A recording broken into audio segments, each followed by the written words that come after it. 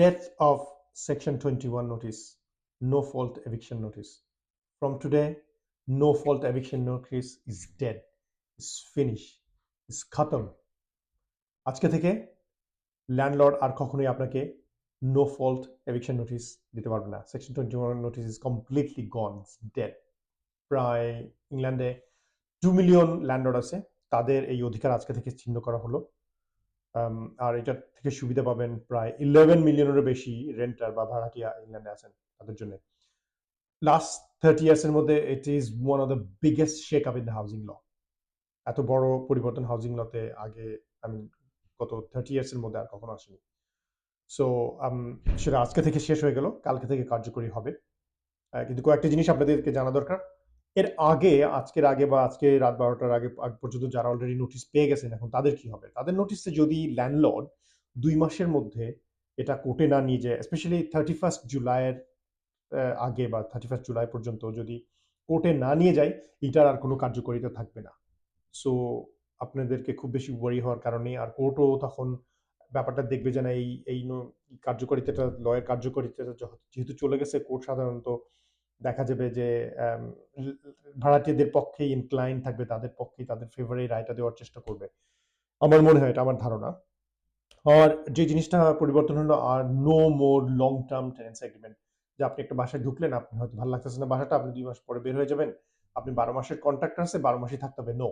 এখন আপনি মাত্র 2 মাসের রোলিং কন্ট্রাক্টের মতো, মানে পিরিয়ডিক টেনেন্সি এগ্রিমেন্ট হবে। আপনি যে কোনো সময় 2 মাসের নোটিশ দিয়ে বাসা থেকে বের হয়ে যেতে পারতেছেন।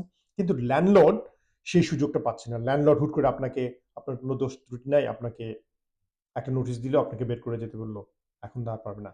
সো সেকশন 21 নোটিশ গন, তার মানে কি ল্যান্ডলর্ড আপনাকে কখনোই বের করতে পারবে না? কিন্তু তা না, ল্যান্ডলর্ড বের করতে পারবে। তাদেরকে এখন সেকশন 8 এর উপরে রিলাই করতে হবে। সেকশন 8টা হচ্ছে কি? সেকশন 8 এর আন্ডারে যেই স্পেসিফিক জিনিসগুলো আছে, সেটা হচ্ছে অ্যান্টি সোশ্যাল বিহেভিয়ার। আপনি যদি অ্যান্টি সোশ্যাল বিহেভিয়ার করে থাকেন, আপনি যদি রেন্ট টাইমলি পে না করেন, আপনি যদি আপনার ব্যবহার খারাপ হয়, বা অন্য কোনো বাজে যেগুলো আনএক্সেপ্টেবল বিহেভিয়ার, সেগুলো যদি মধ্যে আপনি লিপ্ত থাকেন, আপনি যদি ড্রাগ ডিলিং করেন বা অন্য কোনো কিছু, অনেকে কাজ করে এগুলো, তো কোনো ক্রিমিনাল হন, কোনো অন্য কোনো ঝামেলা থাকে, সেগুলোর মধ্যে থাকলে হয়তো তার স্পেসিফিক কোনো কারণ থাকে, সেটা সেকশন 8 এর আন্ডারে কোর্ট নিতে পারবে। সেকশন 8 এর আন্ডারে আরো নিতে পারবে। এখন ল্যান্ডলর্ড নিজেই যদি মনে করেন না, ওনার হয়তো ফাইন্যান্সিয়াল ক্রাইসিস বা ওনার জেনুইন কোনো কারণে তার বাসাটা বিক্রি করে দিতে হবে, দেন ইয়েস, সেকশন 8 এর আন্ডারে এটা আসবে। উনি সেই কারণে আপনাকে এভিক্ট করতে পারবে, নোটিশ দিতে পারবে।